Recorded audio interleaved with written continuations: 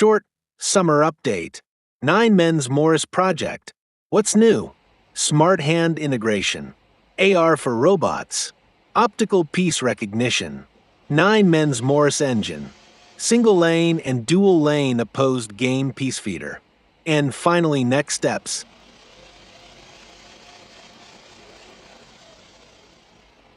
The smart hand is now fully integrated into ARC and can be operated directly from the GUI.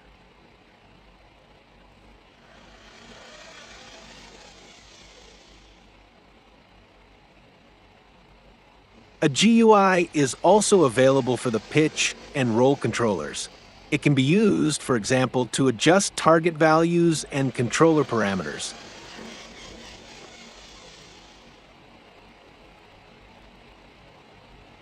Augmented reality AR for PIB's robot vision.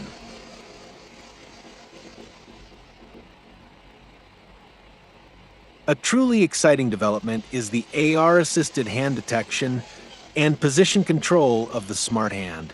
Here you can see the labels of the game fields, the tags, the X/Y coordinates, and the vector to the pick position of the red ball. The entire scene is captured using PIB's standard camera.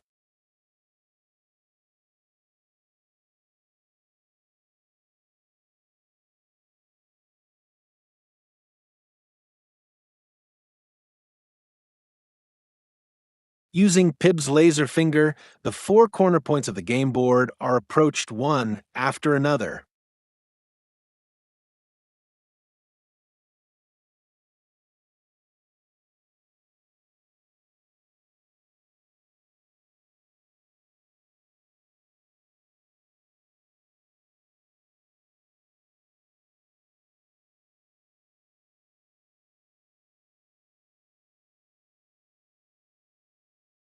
Optical piece recognition by using only PIB's cam.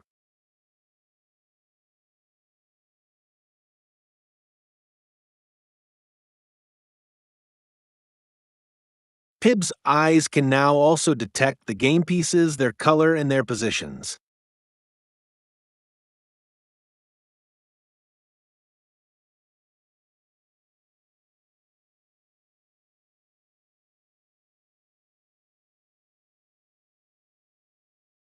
Here you can see PIB's live camera feed and the input being sent to PIB's 9 Men's Morris engine.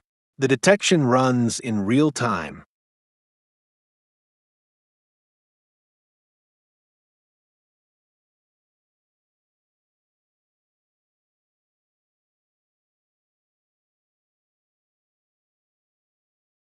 A few words about PIB's 9 Men's Morris engine.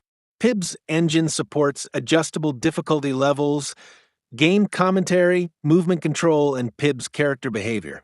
It can play against itself, against other robots, or against a human player. The game can be shown from the player's or from PIB's perspective. It will be possible to play locally against PIB's engine, and an online mode against an AI opponent is also planned. Current development status of PIB's Game Piece Magazine. This is PIB's game piece feeder for games where PIB's opponent is a human. The feeder is designed to be purely passive. The balls move only by gravity, while the pick position always remains the same.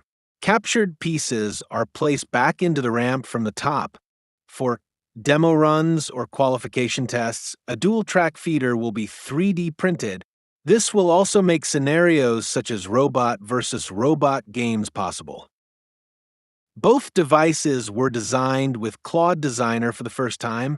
It took about 3 hours, but there is still plenty of room for improvement on my side. Claude also provided the STL files for 3D printing directly. What are PIB's next development steps? Second-generation magnetic finger. PIB's second-generation magnetic finger will use a normally-on magnetic gripper. This means that the game piece is held without power and electrical current is only required to release it. The magnet's entire functionality, with many new capabilities, will be controlled by a 4-quadrant motor controller.